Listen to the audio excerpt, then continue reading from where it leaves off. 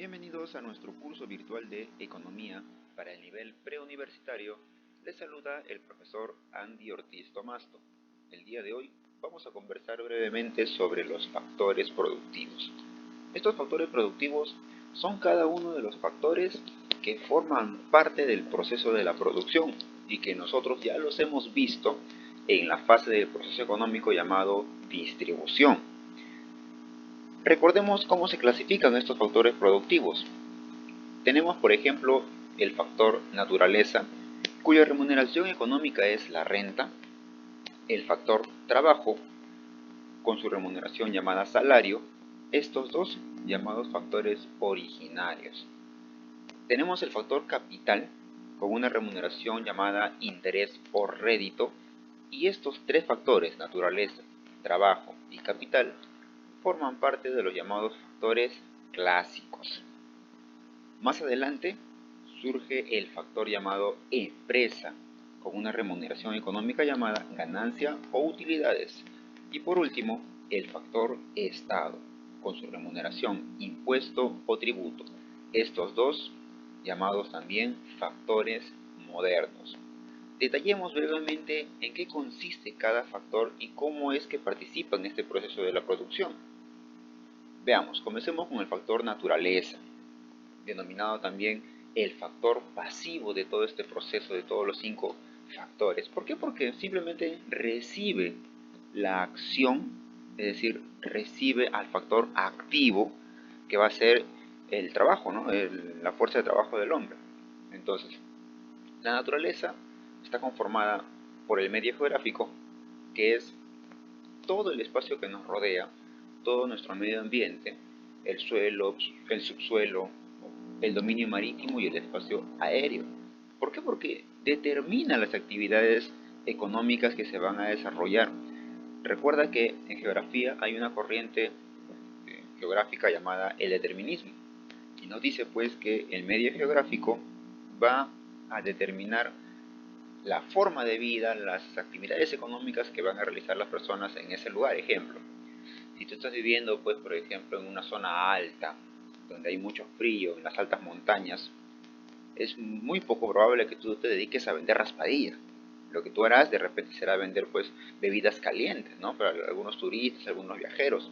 Caso contrario, si estás viviendo o estás cerca a una zona desértica donde hace mucho calor, tampoco vas a vender ahí, pues, bebidas calientes, ¿no? Con tu termo. Ahí sí tendrás que vender cosas heladas, cosas frías, cosas para el sol, bloqueador. De esa manera, el factor naturaleza influye, aunque no querramos, en las actividades económicas y permite a su vez el establecimiento de empresas para la creación y producción de nuevos recursos.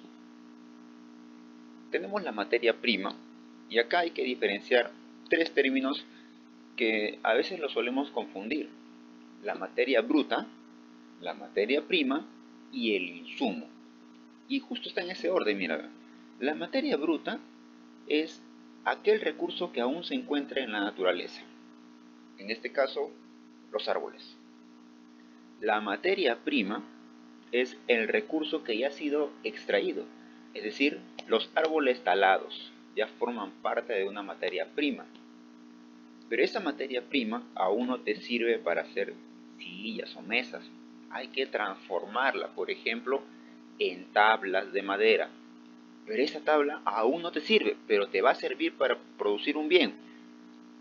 Además, ya ha sufrido un primer proceso de transformación. A eso se le llama insumo.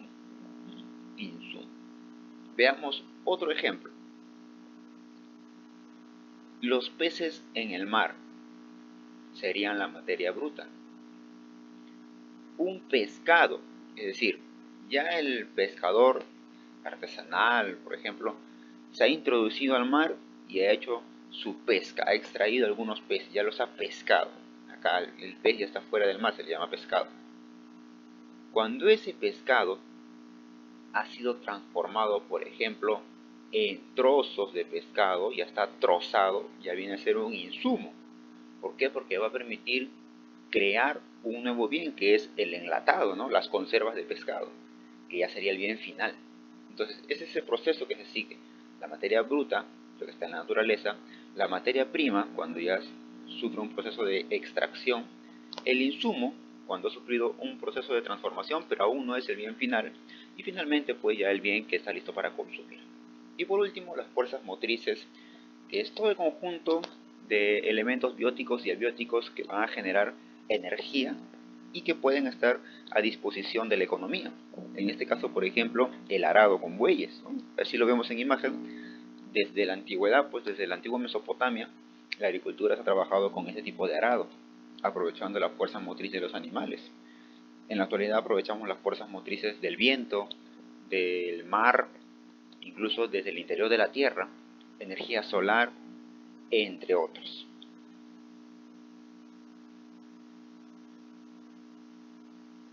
Vamos a considerar también el factor trabajo, pero en este caso el factor trabajo sería un factor activo, porque realiza labores constantes sobre el factor pasivo, que es el factor naturaleza. Y ya nosotros hemos hablado sobre el trabajo. Hay una clase completa sobre el trabajo, sobre sus características, que es penoso, es riesgoso, implica un esfuerzo físico y mental, es un derecho y un deber, todo trabajo es remunerado, etcétera. Incluso hemos hablado sobre los sueldos mínimos, el sueldo mínimo legal, el vital, el que relacionado con tu poder adquisitivo, el real, el nominal, etc. Lo que podemos complementar en este sentido es, por ejemplo, los problemas y conflictos laborales. Así tenemos las huelgas. Las huelgas, que generalmente son convocadas por los sindicatos, y los sindicatos es la agrupación de los obreros. Cuando un obrero está sin sindicato, pues no hay quien vele o proteja sus derechos, ¿no? Si el obrero, por ejemplo, es explotado y no existen los sindicatos, si él reclama, fácilmente lo pueden despedir y lo pueden reemplazar. Por eso es que los obreros son piezas de recambio fácil. En cambio, cuando existe un sindicato, y el sindicato, todo el sindicato de trabajadores, puede incluso reclamar por los derechos comunes, no individuales. No reclaman por una persona, por un obrero, reclaman por todos los derechos. Por ejemplo, el aumento salarial, los descansos, los seguros de salud, las compensaciones económicas, entre otras cosas. En imagen, por ejemplo, vemos la huelga de hace algunos años que se realizó acá en Lima, pero que convocó a profesores de todo el Perú, a las cuales pues personalmente también participé, y fue una cosa asombrosa, y al final se consiguió el objetivo, ¿no? Subir el sueldo a los maestros, que tan desprestigiado está. Deberían ganar mínimo una UIT, que es 4.300, deberían ganar un poco más incluso.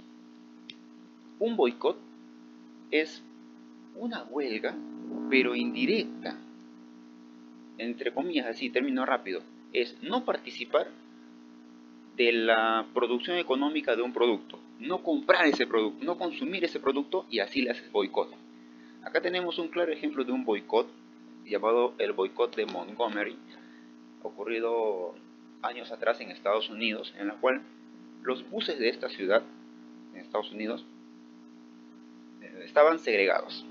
La mitad de los buses hacia adelante para gente blanca y la mitad de los buses para atrás para gente negra.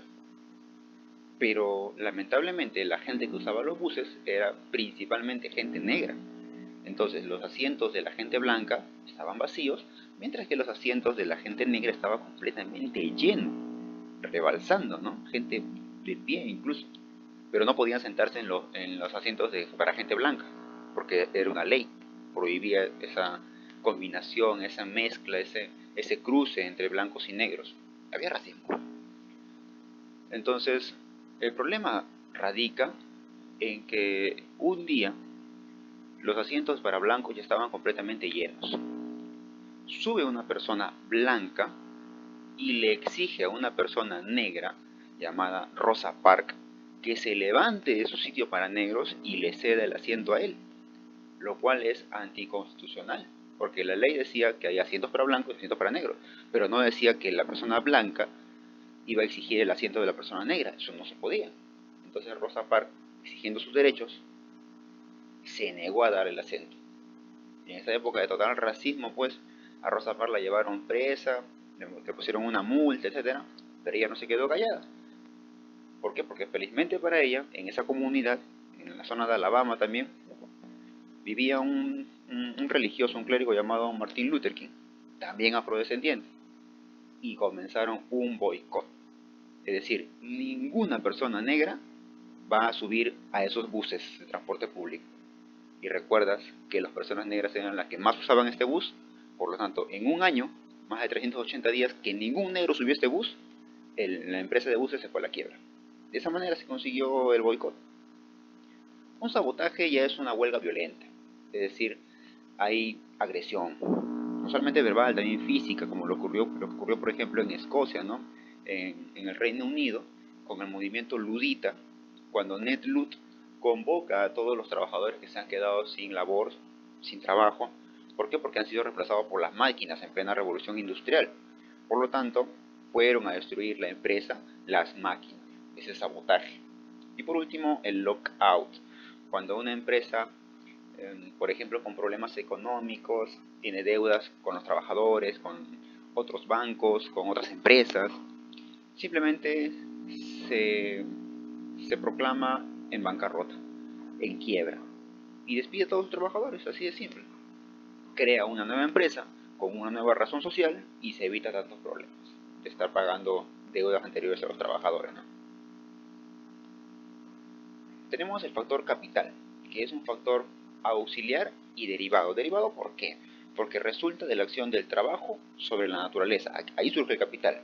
Y es auxiliar porque, si bien es cierto, se puede crear bienes con muy poco capital o casi sin capital, es decir, una persona ofreciendo sus servicios puede fomentar el inicio de un proceso económico. Es más fácil cuando se tiene capital. Pongamos el ejemplo, ¿no? De una empresa que empieza con $1000 y otra empresa que empieza con $50.000. La que tiene $50.000 de capital tiene mayor posibilidades de éxito que la que empieza con solamente $1000. Y estamos hablando de todo lo que es el sistema de maquinarias y herramientas. Todo lo que va a ayudar a crear los bienes y recursos. El factor empresa, considerado como el factor organizador, porque es dentro de esta la cual se van a formar o generar los bienes. Es dentro de esta empresa donde se van a generar y crear nuevos bienes. Estamos hablando de todas las industrias, todas las fábricas, todas estas empresas que convocan a gran cantidad de trabajadores, y es dentro de ella donde se juntan todos los factores productivos y recién salen los bienes, ¿no? Ya sean textiles, alimenticios, etc. Y por último, el factor Estado, considerado como un factor regulador, fiscalizador. Y para eso observemos el siguiente esquema. Para que lo entiendas, veamos solamente lo de los costados. Empecemos por lo de los costados, mira. Los hogares, las familias y por otro lado las empresas. Mira, atento. Las empresas ofrecen bienes y servicios a los hogares. Línea roja, mira. Ofrecen bienes y servicios. ¿Dónde se van a encontrar? ¿Dónde las familias pueden adquirir esos bienes? En los mercados de bienes y servicios. Supongamos que la empresa produce azúcar. Ya está. Oferta el azúcar en los supermercados y en esos supermercados puede acceder las personas. Las personas acceden a ese recurso en los supermercados. Mientras que por ese azúcar las familias han tenido que dar cierta cantidad de dinero. Ahí está el flujo celeste, ya no el rojo, sino lo que sale de las familias, el flujo celeste, el dinero, mira. Y ese pago de precios que realizas en el mercado indirectamente va llegando a las empresas. A las empresas. ¿Por qué? Porque obviamente el dueño del mercado, el mayorista, ha comprado a la empresa, le ha dado cierta cantidad de dinero. Y cuando tú le pagas, está recuperando ese dinero que le ha dado de la empresa. Ya este es el flujo de bienes y servicios. La empresa oferta bienes y servicios y las familias entregan cierta cantidad de dinero. Ahora veamos la parte de abajo. Mira. Las familias y hogares ofertan factores productivos, ofertan su fuerza de trabajo, es decir, el trabajador sale a buscar empleo. en el mercado de factores productivos. Es cuando un familiar tuyo va, por ejemplo, al mercado y ve un anuncio, ¿no? Se solicita chofer, se solicita costurero, se solicita vendedor, etcétera.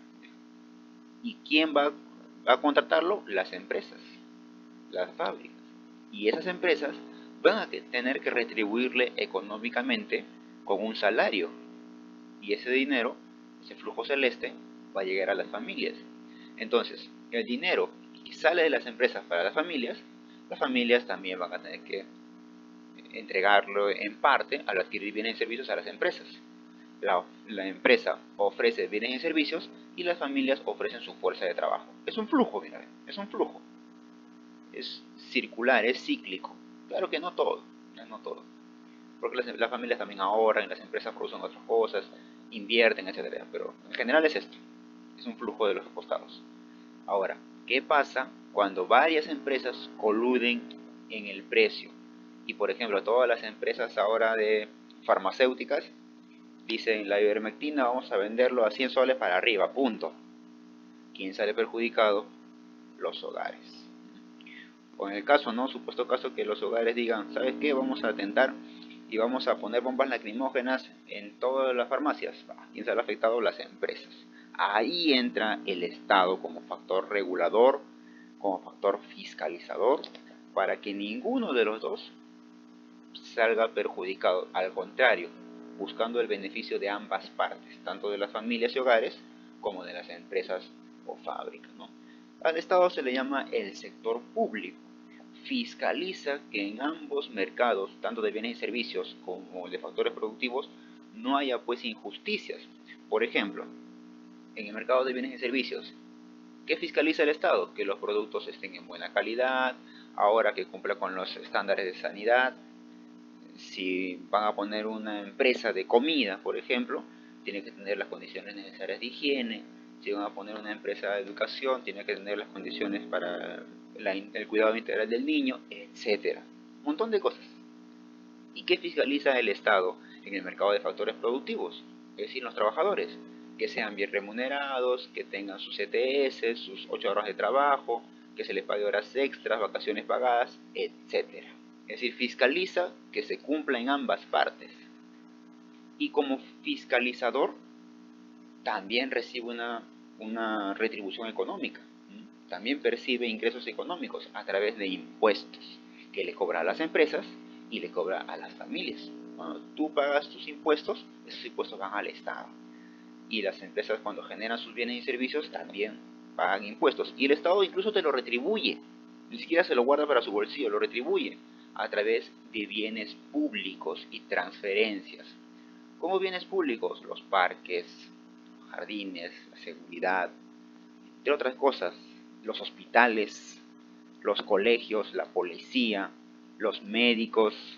Es decir, hay gran cantidad de trabajadores estatales cuyo sueldo deriva de los impuestos que las personas pagan. Y a su vez genera, por ejemplo, subsidios. Esos bonos que tanto lucha la gente sale de las subvenciones y transferencias que el Estado está otorgando. En principio, pues tú vas a recibir el bono. Más adelante lo van a tener que pagar a través de los impuestos, ¿no? Subirán un poco los impuestos. ¿Cuánto? No sabemos, pero van a subir esos impuestos. A este problema de los bonos. De esa manera funciona el Estado como agente fiscalizador. Bien, recuerda que está quedando una tarea pendiente. Desarróllalo, practica y estudia mucho y nos encontramos la próxima clase. Hasta luego.